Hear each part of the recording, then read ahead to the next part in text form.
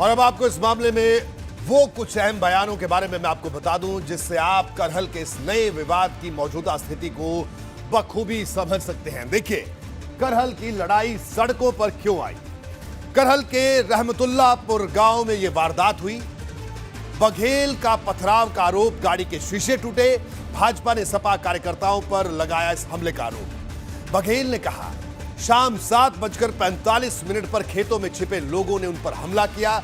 20 से 25 लोगों ने हमला किया, यह एसपी सिंह बघेल कह रहे हैं। एसपी सिंह बघेल का यह भी दावा है कि हमलावर अखिलेश भैया जिंदाबाद के नारे लगा रहे थे और यह भी एसपी सिंह बघेल दावा कर रहे हैं कि सुरक्षा कर्मी गाड़ी से उतरे तो हमलावर भाग गए। बघेल का दावा है कि जाते वक्त एक फायर भी किया गया। काफिले की 10 से 12 गाड़ियों को नुकसान पहुंचाया गया, यह एसपी सिंह बघेल कह रहे हैं। 2 लोगों को छोड़कर किसी को नामजद नहीं करना चाहता, एसपी सिंह बघेल ने बात कही और कहा कि सफाई वालों को इस केस में फंसा सकता था लेकिन ऐसा नहीं किया। 120 बी का मुकदमा लिखवा सकता था लेकिन ऐसा नहीं किया, यह भी एसपी सिंह बघेल ने कहा। भाजपा नेताओं का एक के बाद एक सपा पर पलटवार है। स्वतंत्र देव सिंह भारतीय जनता पार्टी के अध्यक्ष है, वो कहते हैं गुंडों के आतंक के बल पर चुनाव में जीत नहीं मिलती। केशव प्रसाद मौर्य कहते हैं अखिलेश जी, आपने हमला नहीं, अपनी पराजय सुनिश्चित की है। केशव प्रसाद मौर्य का बयान है, क्या यही नई सपा है जो आपके खिलाफ चुनाव लड़े उस पर हमला करवाओगे। आपने भाजपा की तरफ से लगाए गए तमाम आरोपों को सुन लिया, अब आपको सपा की तरफ से इन आरोपों पर हुए पलटवार के बारे में भी आपको बता देता हूं। देखिए, सपा की तरफ से तेज प्रताप यादव का पलटवार, कोई हमला नहीं हुआ है, कहीं कोई तोड़ फोड़ नहीं हुई है, ये तेज प्रताप यादव कह रहे हैं। तेज प्रताप यादव का बयान, कुछ आवारा पशु सड़क पर थे, उनको हटाने को लेकर विवाद हुआ था। तेज प्रताप यादव का बयान कि एसपी सिंह बघेल के लोगों ने गांव वालों से बदतमीजी की वजह से गांव वालों से विवाद हुआ, यह तेज प्रताप यादव कह रहे हैं। ना कोई गाड़ी टूटी, ना ही कोई हमला हुआ है, यह समाजवादी पार्टी का स्टैंड है। SP Singh Baghel victim card खेलना चाहते हैं, सपा ये कह रही है, और इनकी कहीं सभा नहीं हो पा रही, इस वजह से माहौल खराब कर रहे हैं समाजवादी पार्टी, ये बात कह रही है।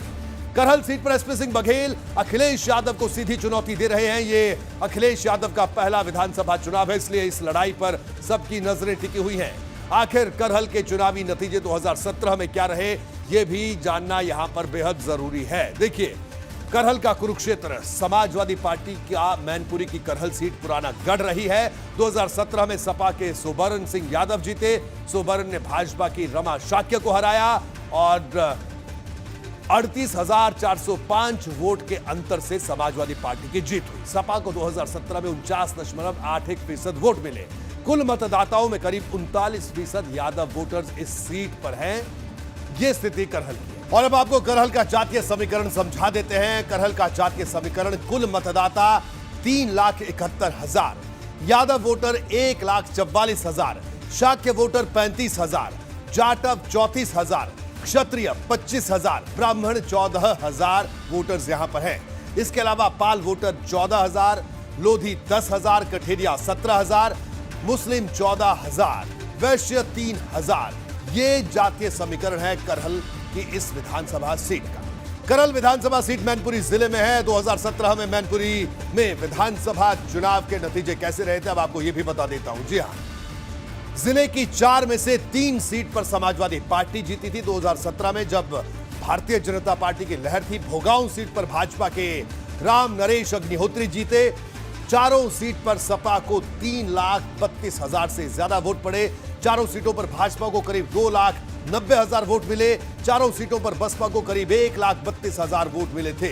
यह 2017 की स्थिति थी करहल सीट।